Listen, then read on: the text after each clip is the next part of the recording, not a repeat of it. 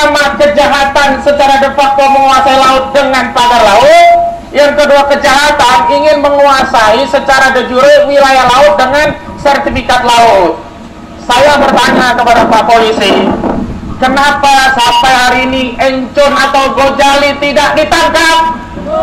Kenapa sampai hari ini Mandor Nenek tidak ditangkap? Kenapa Ali Hanafi Ali Jaya orangnya Aguan sampai hari ini tidak ditangkap? Saya ingin tahu orang ini yang berkaitan dengan pagar laut. Apakah hanya fokus kepada sertifikat laut ini, mau menghindari menangkap Ali Hanafi Ali Jaya? Karena kalau nangkap Ali Wijaya sama aja mau mempersoalkan Aguan. Jadi polisi takut kepada Aguan, takut. Yang kedua, pagar laut itu cuma disidik dengan perkara receh 263 dan 266 KUHP. Pemalsuan dokumen juga memasukkan keterangan palsu dalam akta otentik, dijuntokan pasal 55 dan 56 KUHP. Ancaman pidananya cuma 6 tahun sama 7 tahun.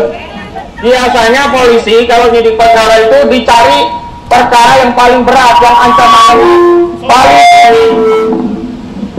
Jadi saya kasih tahu, ada pasal 98 Undang-Undang 32 nomor 2009 tentang lingkungan hidup. Di sana ancaman pidananya minimum 3 tahun, maksimum 10 tahun, bahkan ditambah denda minimum 3 miliar, maksimal 10 miliar. Itu bisa dipertanggungjawabkan pada orang-orang yang bikin pagar laut. Takbir! Yang di Bekasi saja, yang di Desa Tegara Jaya, yang baru-baru ribut terakhir soal pagar laut, itu pelakunya udah ketahuan, disuruh bongkar sendiri. Yang di Tangerang, yang PIK 2, yang TNI AL udah capek keluar biaya untuk mengangkat pagar laut itu. Kenapa sampai hari ini polisi belum bisa menangkap satu batang hidung pun pelaku pagar laut di Tangerang? Takbir! Selanjutnya ada perampasan tanah di daratan. Yang di daratan itu bukan hanya tanah penduduk tapi juga sungai. Pak Presiden Prabowo Subianto, jangan dikira sertifikat itu hanya ada di laut. Sertifikat itu juga ada di sungai. Cek aplikasi ATR BPN, di Sungai Cisadane itu sudah terbit sertifikat bangunan dan sertifikat hak milik di atas kali. Ini negara benar-benar sudah dijajah Aguan. Takbir! Jadi semua mau dikuasai untuk proyek PIK 2. Kita tidak anti pembangunan, tapi bukan pembangunan yang dibangun di atas asas perampasan tanah rakyat. Takbir! Jadi ada yang bilang, kan bagus juga kalau oligarki membangun. Emangnya nggak boleh oligarki membangun? Oh, ini logika penjajah. Kalau begitu Belanda juga membangun. Rel kereta yang panjang itu juga bikinan Belanda. Ngapain kita usir Belanda? Belanda juga ikut membangun. Ini dongo sama dongo. Jadi persoalannya bukan bangun atau nggak bangun. Tanpa Belanda pun kita bisa bangun. Tanpa oligarki Aguan pun kita bisa bangun. Jalan yang panjang nih yang bangun Aguan atau negara kita?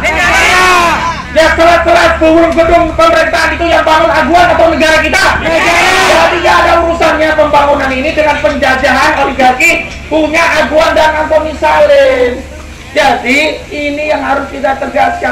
Selanjutnya ini yang paling penting, tanah rakyat ini yang dirampas dengan modus menerbitkan sertifikat bersama ya BPN, oknum BPN, lalu sertifikat milik grup mereka ini di overlap ke tanah-tanah rakyat, lalu rakyat diusir dari tanahnya. Ada yang langsung diuruk, ada yang dibayar 50.000 perak, ada yang dibayar 30.000 perak per meter. Ini zalim apa zalim? Nggak cukup sampai di situ. Bagi yang nggak mau jual, dimatikan itu tanah-tanah mereka, sungainya diuruk, biar nanti nggak dapat air, sirkulasi air rusak, tambak mati. Sawah-sawah nanti kalau musim kemarau nggak dapat aliran air dari sungai. Ini jahat atau jahat? Jahat! Biadab atau biadab? Lawan atau lawan? Jadi itu kondisinya. Kita ini tidak sedang dijajah oleh Belanda yang jauh. Kita sedang dijajah oligarki properti perampas tanah rakyat. yang dipimpin oleh Aguan dan Antoni Salim. Tanggap Aguan, tanggap Antoni Salim. Terus hati-hati, di tengah kita tertindas, pejabat ini mau jadi pengkhianat. Apa pejabat mau jadi apa? Pengkhianat. Apa contohnya? Menteri ATR BPN yang namanya Nusron Wahid saat ke desa Kotomong di depan Arsin, saya nggak peduli mau dulu ini tanah bekas tambak atau apapun, sekarang secara material faktual tanah ini sudah hilang menjadi laut, berarti tanah musnah. Sehingga kalau tanah musnah ya kami batalkan. Hei, hati-hati dengan penyebutan tanah musnah. Yang kedua, Menteri KKP Sakti, tak Sakti, bukan Sakti ya, enggak Sakti Wahyu Trenggono, dia bilang di podcastnya Akbar Faisal Unsensor, loh itu kan tanah musnah, jadi kalau tanah musnah ya sudah, jangan, enggak ada. Padahal isu tanah musnah inilah yang akan dijadikan sandaran legitimasi untuk melakukan reklamasi atau rekonstruksi terhadap tanah musnah berdasarkan ketentuan pasal 66 PP nomor 18 tahun 2001. Sehingga apa? Jangan pernah percaya kalau itu tanah musnah. Kenapa? Kalau Nusron bilang ini tanah musnah, sama saja dia membenarkan pernyataan Arsin bahwa tanah itu dulunya tambak menjadi musnah. Nah, dalam PP nomor 18 2021 pasal 66, orang yang tanahnya musnah itu diberi hak dua. Satu, melakukan reklamasi dan rekonstruksi. Yang kedua, dapat uang kerohiman. Jadi nanti kalau kita percaya itu tanah musnah, Aguan punya hak untuk mereklamasi dan merekonstruksi. Nah, bukan hanya itu, Aguan juga punya hak uang kerohiman dari APBN. Ini repot, bahaya atau bahaya? Jadi kita harus kontrol, jangan percaya sama pejabat. Hukum asalnya semua penjahat pembohong sebelum dibuktikan dia jujur. Selanjutnya ini yang paling penting. Yang paling penting adalah bahwa desain merampok tanah Banten itu diawali dengan penerbitan Undang-Undang Cipta Kerja, Undang-Undang nomor 6 tahun 2023. Kenapa di UPA, Undang-Undang Pokok Agraria 1960 itu tidak dikenal istilah tanah musnah. Tanah musnah itu baru diperkenalkan oleh Undang-Undang Cipta Kerja pasal 49. Kemudian dikuatkan PP 18 2001 di definisi pasal 1 angka 33, dan hak untuk mereklamasi terhadap tanah musnah itu dikuatkan di pasal 66. Artinya apa? Jadi sebelum mereka bikin sertifikat seolah-olah tanah musnah, dia sudah bikin Undang-Undang Cipta Kerja, dia sudah siapkan PP 1821, kemudian dia bikin tanah musnah, dan tanah musnah itu yang akan direklamasi dan menjadi asas industri properti merampas hak rakyat. Ini benar-benar kejahatan yang luar biasa, maka kita harus lawan. Terakhir, yang paling penting, kuatkan nafas. Jangan hari ini semangat, besok kendor. Jangan hari ini luar biasa, ada yang intimidasi, selesai.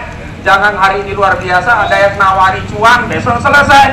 Karena Aguan ini gak akan diem. Jadi kita juga jangan diem. Mereka sewa ulama gadungan, mereka sewa aktivis gadungan, mereka sewa aparat untuk melayani kepentingan mereka, mereka sewa pejabat untuk melayani kepentingan mereka. Dan ingat, ini sertifikat hanya 50 biji yang dibatalkan dari 263. Kenapa? Karena mereka ingin mempertahankan sertifikat lainnya, karena suatu saat ketika kita lengah, mereka mau urus lagi untuk melakukan reklamasi. Jadi siap terus berjuang, siap terus lawan, Banten melawan takbir, Banten berjuang takbir, melawan takbir, Banten bersatu takbir, umat Islam bersatu takbir.